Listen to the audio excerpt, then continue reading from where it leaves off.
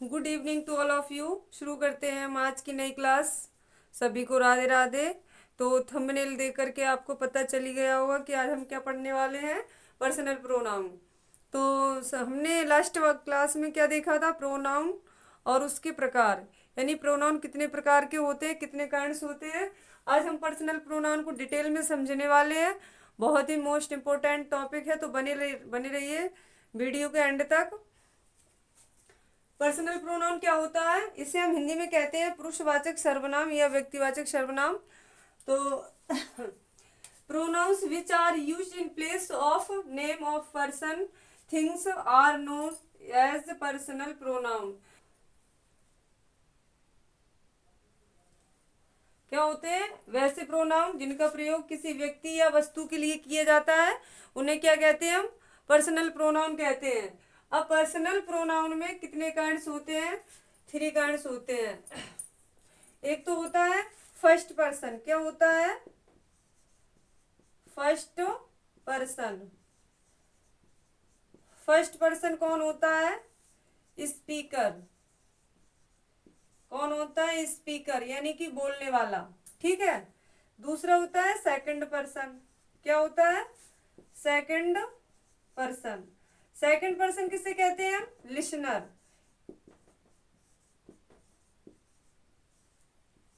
Listener. और third person किसे कहते हैं, थर्ड पर्सन। थर्ड पर्सन हम कहते हैं डिस्कस।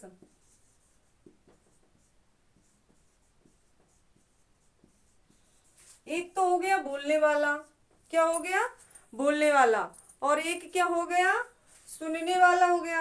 और एक क्या हो गया, जिसके बारे में क्या हो रहा है, डिस्कशन हो रहा है, यानी चर्चा हो रही है। तो ऐसा काम कब होता है, जब हम होते हैं और सामने वाला होता है और तीसरे की हम कोई बात करते हैं, यानी कि जिसे हम कह सकते हैं कि ये तो चुगली करना है ना, या तो हम होंगे, आप होंगे और तीसरे की बात कर रहे होंगे। तो इसे कहते हैं first person, second person and third person. अब फर्स्ट पर्सन में कौन आता है, फर्स्ट पर्सन में आता है आई एंड वी। सेकंड पर्सन में क्या आता है, यू आता है। थर्ड पर्सन में क्या आता है, ही, शी, इट और दे। और क्या होता है, किसी का नेम। ये किस में आते हैं, थर्ड पर्सन में आते हैं। तो अब हम इनके केसेस को समझ लेते हैं, कौन कौन से केस होते हैं। एक तो नॉमिनेटिव केस होता है, ऑब्जेक्टिव केस होता है और पॉसेसिव केस होता है। तो इसको हम एक टेबल के माध्यम से समझेंगे। सही से बने रहिए क्लास में।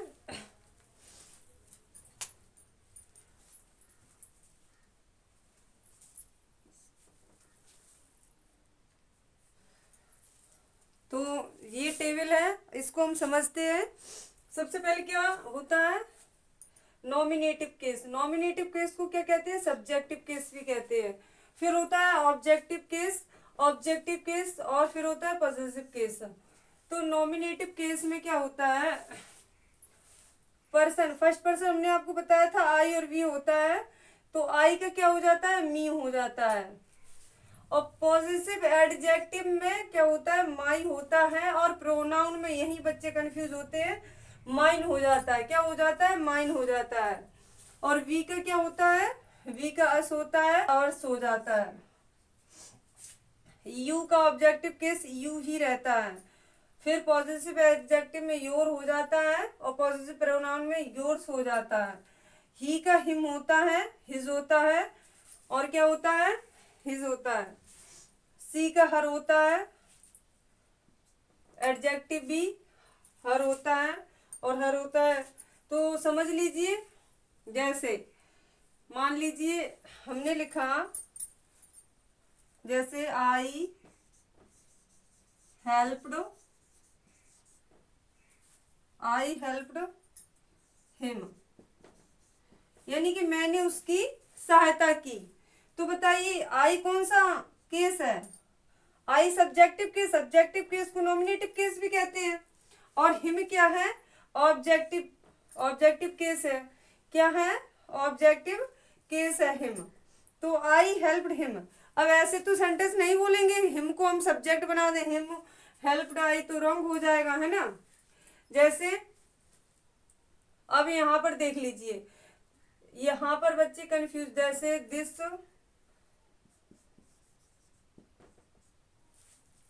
This is my.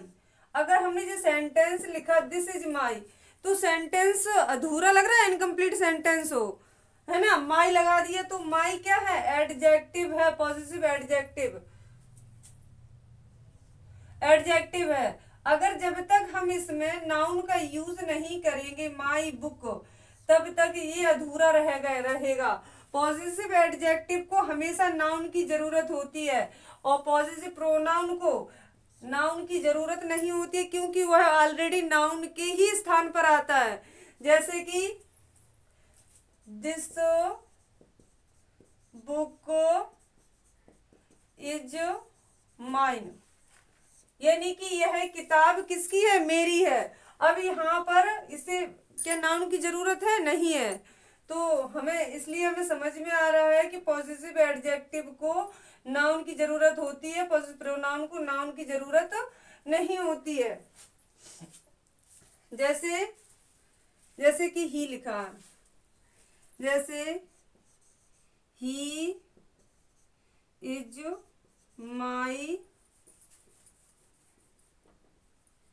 Is my best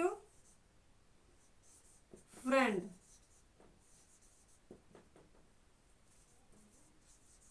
वह मेरा क्या है, बेस्ट फ्रेंड है।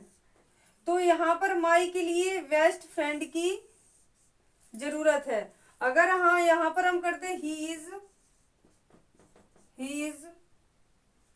माइन, तो वह मेरा है, तो यहाँ पर नाउन की जरूरत नहीं है।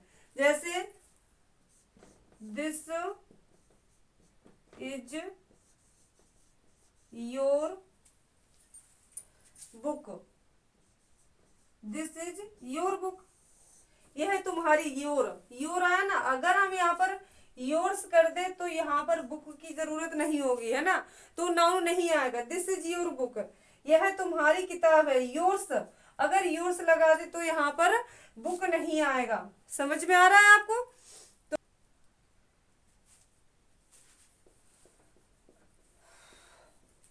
चलिए जल्दी से ये वाली टेबल बना लीजिए आप लोग, फिर हम आगे समझाते हैं इसके। तो first person, second person, third person, उसके बाद nominative case, objective case, positive case और पॉजिटिव एडजेक्टिव, पॉजिटिव प्रोनाउन, ये आपको समझ में आ ही गया होगा। अब हम इसके आगे बताते हैं जो क्वेश्चन एग्जाम में पूछे जाते हैं। तो फटाफट नोट कर लीजिए, टेबल बना लीजिए आप लोग।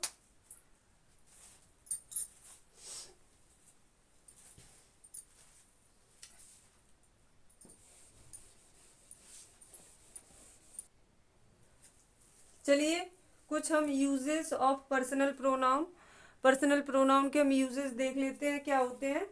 जैसे रूल नंबर फर्स्ट देख लीजिए, इफ टू और मोर प्रोनाउंस, यानी कि दो या दो से अधिक pronouns are joints by and और शुड, किसे should be in the same case, यानी कि जब दो या दो से अधिक प्रोनाउन किससे एंड और से जब ज्वाइन हो तो क्या लेते हैं, सेम केस लेते हैं। जैसे कि सब्जेक्टिव केस है तो सब्जेक्टिव केस ही रहेगा, ऑब्जेक्टिव केस है तो ऑब्जेक्टिव केस ही रहेगा, ऑब्जेक्टिव पॉजिटिव है तो पॉजिटिव केस रहेगा। समझ में आ रहा है। जैसे there is understanding between, between क्या है, प्रीपोजिशन है, प्रीपोजिशन के बाद क्या आता है, क्या आता है प्रीपोजिशन के बाद, ऑब्जेक्ट। तो ऑब्जेक्टिव राम है और राम के बाद एंड, एंड क्या है, कंजक्शन है, कंजक्शन एंड से जुड़ा है, और आई। तो जब राम ऑब्जेक्ट है तो आई भी ऑब्जेक्ट, आई का ऑब्जेक्टिव क्या होता है, ऑब्जेक्टिव केस। अभी हमने आपको टेबल में समझाया था क्या होता है, मी। तो आई ना आकर के यहाँ पर क्या आएगा, मी आएगा। नेक्स्ट एग्जाम्पल है, these books are for you and I. For क्या है, प्रीपोजिशन है। अब हम यू का नॉमिनेटिव केस और ऑब्जेक्टिव केस सेम होता है।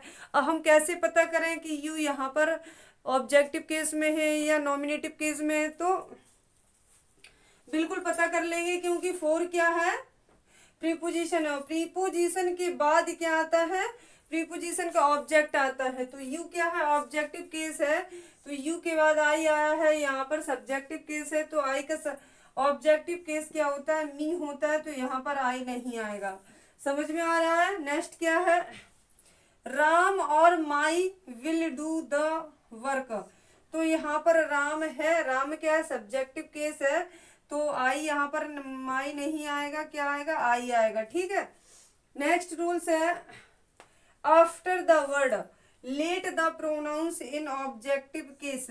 यानी कि लेट क्या है, यहाँ पर लेट एक क्या है, वर्ब है, और वर्ब के बाद कौन सा केस आता है, हमेशा ऑब्जेक्टिव केस ही आता है। समझ में आ रहा है। जैसे कि let he do the work, तो यहाँ पर ही क्या है, सब्जेक्टिव केस है, तो यहाँ पर सब्जेक्टिव केस नहीं आएगा, कौन सा केस आएगा, लेट हिम। ठीक है। ऐसे ही यहाँ पर सॉरी लेट लिखा है, let we attend the class, तो यहाँ पर वी नहीं आएगा, क्या लिखा है, लेट के बाद हमेशा क्या आएगा, ऑब्जेक्टिव केस आएगा, तो यहाँ पर वी की जगह क्या आएगा, अस आएगा। The principal ordered the peon to let Ram and I enter his chamber. तो क्या है, प्रिंसिपल ने क्या ऑर्डर किया है, तो लेट के बाद कौन सा,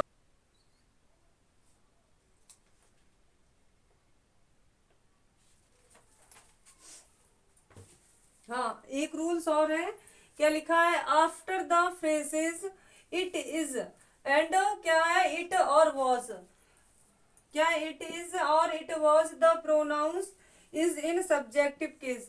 अगर इट इज हो और इट वॉज हो तो उसके बाद कौन सा केस आएगा, सब्जेक्टिव केस आएगा। जैसे इट इज मी या I who is responsible for the mistake. बताइए यहाँ पर क्या आएगा, इट इज कौन सा सब्जेक्टिव केस आएगा, तो सब्जेक्टिव केस कौन सा है, मी है या आई है। तो अभी अभी हमने बताया था क्या है, सब्जेक्टिव केस आई है, मी नहीं आएगा। और आई के लिए क्या होगा, यूज, इज नहीं होगा, यहाँ पर एम का यूज होगा। समझ में आ रहा है। नेक्स्ट है, इट वॉज हर या she who helped me to do the work. तो बताइए हर आएगा या शी आएगा, बताइए फटाफट, क्या आएगा, हर नहीं आएगा, क्या आएगा, शी आएगा, who helped me to do the work. तो आई होप कि आपको क्लास पसंद आई हो। अगर आपको क्लास पसंद आई हो तो वीडियो को लाइक करिए, शेयर करिए, और अगर चैनल पर नए हो तो चैनल को सब्सक्राइब करिए। थैंक्स फॉर वाचिंग, और मिलते हैं नेक्स्ट क्लास में।